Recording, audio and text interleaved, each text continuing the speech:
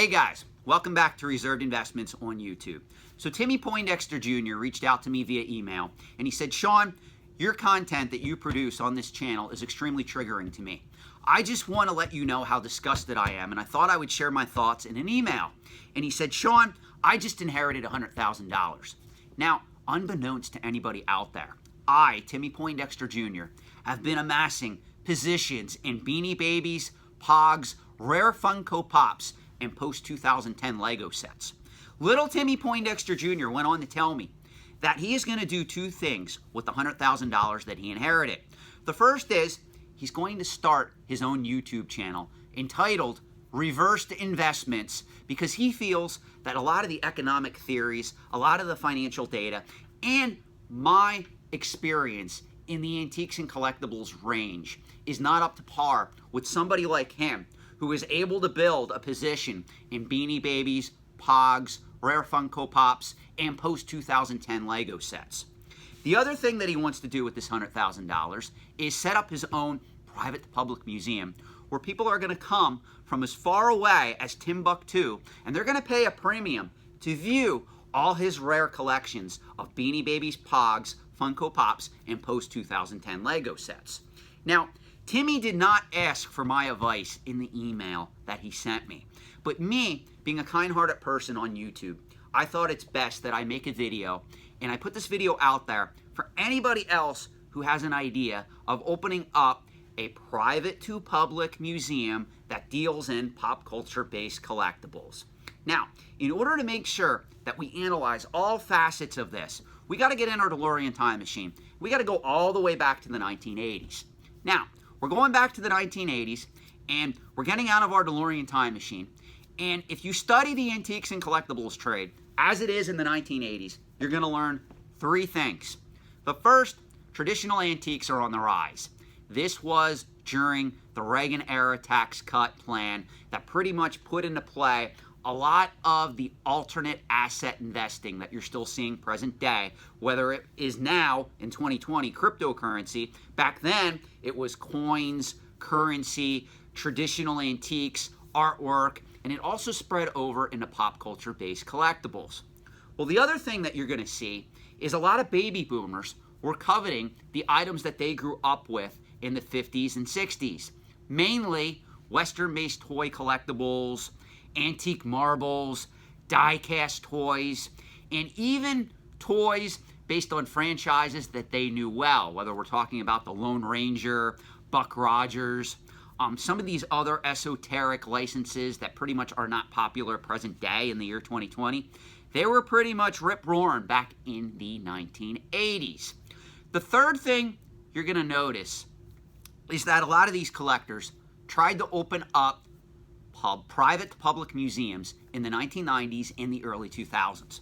A lot of these museums were devoted to items like Lionel toy train collecting, Marx toys, antique and vintage toys, Pez dispensers, a lot of those popular esoteric pop culture-based collectibles that were prominent in the 1980s and the 1990s.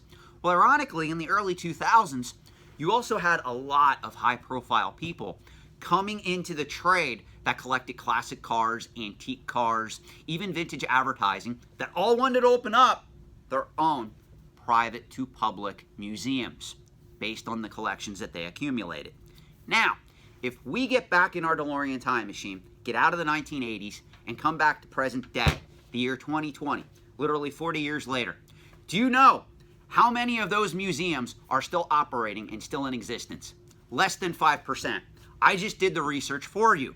If you don't believe me, you can literally start Googling some of this stuff on Google, and you'll see the results. There was a Pez collecting museum that opened up in California. There was a Pez collecting museum that opened up in Pennsylvania. There was a Marx toy museum. There was a Lionel train museum. All of these museums are now defunct.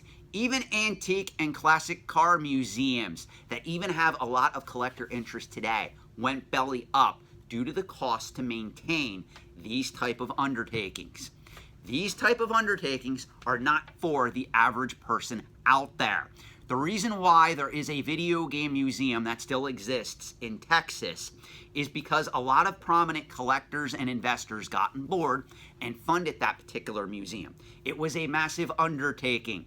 If you look at what's happening with a lot of these private collectors, who in my opinion are very egocentric and naive, they all want to open up private to public museums because they're acquiring the largest collection of near mint Magic the Gathering cards, or Pokemon cards, or vintage video games, or vintage comic books, or vintage toys, or Lego sets, or insert your favorite pop culture collecting category here. Now, I have nothing against these people. A lot of the YouTubers out there that want to embark on this, or even private and personal collectors that I know, I have nothing but respect for. But the problem is, they are not looking at the basic fundamentals as to what's involved with the upkeep, the cost, and the maintenance of opening up a museum, and they have this idea that if you build it, they will come. I'm sorry, pop culture museums generally do not work. There is a reason why 95% of them fail over the course of 10 to 20 years. That's if they can get off the ground. Are you guys aware? I know prominent collectors that tried to start a Kenner toy museum, a Mattel museum, and they failed miserably. They could not even get off the launch pad. The upkeep and expense to putting your items in a museum, paying to have them stored with either a regular mortgage or renting out space, and assuming people are going to flock to your location, pay an admission fee to view these items is insane in the year 2020. Most collectors, most enthusiasts are going to log on to Hakes Auction House, Morphe Auction House, Heritage Auctions, Certified Link, Comic Link. They're going to view these items and they can bid on them in real time. Even attendance at the Smithsonian has been down for the last several years, if not a decade or more. Now, that said, there are certain people in the trade who can make this work, and I want to give provenance to that. There are art collectors out there that have net worths of $200, $300, $400, $500 million on up. A lot of these art collectors are going after one-of-a-kind investment-grade paintings. There's a lot of museums that started out as private collections in the art sector that became public museums. But what the average person doesn't realize, the reason why these museums work is, number one, they're devoted to one-of-a-kind investment-grade paintings and pieces of art. Number two, the people that created them have massive amounts of money. I'm not talking just $1 million or $2 million. I'm talking $100 million, $500 million. Some of these people are billionaires. And what they did was they created an art museum as a living legacy where they set up a trust. They put $10, $20 million in that trust, and the interest and dividends that is drawn on that money literally pays for the upkeep of that museum. And pretty much the heirs of those people who are already set for life, because they're worth millions, if not billions as well, are able to run that museum with little effort and little cost to their daily living. The people that are going into a lot of these pop culture collecting categories and thinking, I'm going to create the world's best vintage comic book museum, don't seem to understand that, okay, if you're going to open up a comic book collecting museum, the average person who's going to drive 2 hours or even 2 days to get to that museum, who has a massive interest in comic books, is going to probably want to see an Action Comics 1, a Detective Comics 27, a lot of your key issues that sell for millions of dollars on the market today. Just like if you were to open up a Magic the Gathering museum, I would expect you to have an Alpha Edition Black Lotus in fairly high grade available on display. I would also expect you to have some factory seal booster boxes from the coveted era, whether we're talking Alpha, Beta, Arabian Nights, Legends, items of that caliber behind glass where I can sit there and look at them if I am into that. Now, ironically, we know this for a fact. Most people that are interested in pop culture collectibles would rather log on to Heritage Auctions, Hakes Auctions, all these other internet sites, and literally view them from the comfort of their own home, and possibly buy these items, rather than drive to a museum and just look at them and go, oh, well, that's neat. That dude has a factory sealed box of Arabian Nights. I would really like to buy that box of Arabian Nights, but this is a museum. I can't. So all I can do is take a picture of it that I could have stayed at home, logged onto the internet, and got for free. Do you see how stupid this sounds? I understand that some of the people that want to open up these type of museums have good intentions in their minds and in their hearts. I also understand certain museums work better than others. Hey brother, you want to open up a video game museum? I get what you're telling me. You have all these collections from the Atari 2600 all the way up to the PlayStation 4, and you can even put games on display that people could play while they're there. That's great. That's a truly interactive experience.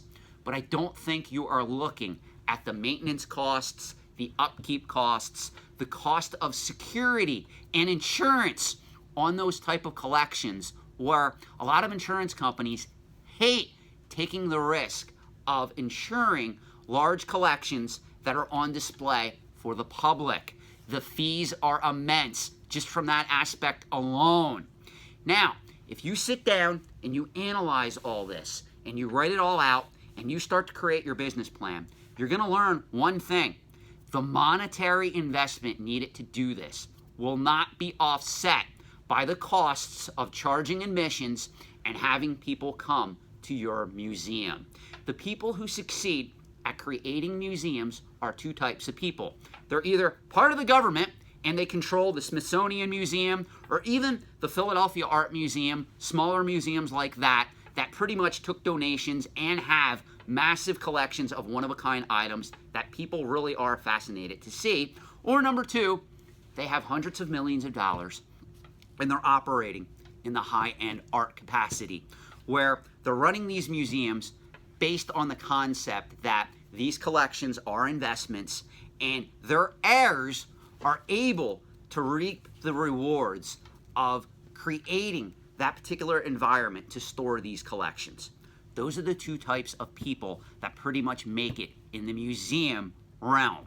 Not the average person out there who is asking for donations on Patreon or YouTube so that they can create their own pop culture collecting museum of curiosities that everybody is going to want to travel to because they themselves put together all these massive collections that really, at the end of the day, very few people care about. Very few people are going to take the time to come to your museum, no matter how incredible it is. Look at attendance of the Smithsonian. Look at attendance figures from the Philadelphia Art Museum. Those particular museums host a lot of events, meaning they have restaurants, they have cafes, they have public activities that are dealing with not only the general public, but business affiliations. The reason that they're doing that is because overall attendance at museums is down. You need to understand that before you take this risk. I hope this video has been helpful. Thank you for watching. I appreciate your feedback. And again, this video is not directed at any one person, one YouTuber, or any collector out there who has aspirations of opening up a museum. Just know the failure rate is close to 95%, and that's even if you get off the ground. The first 10 to 20 years, your museum will probably go belly up. Trust me, I know many people who have tried to go this route, and they all regretted it. Thank you for watching. Have a great day.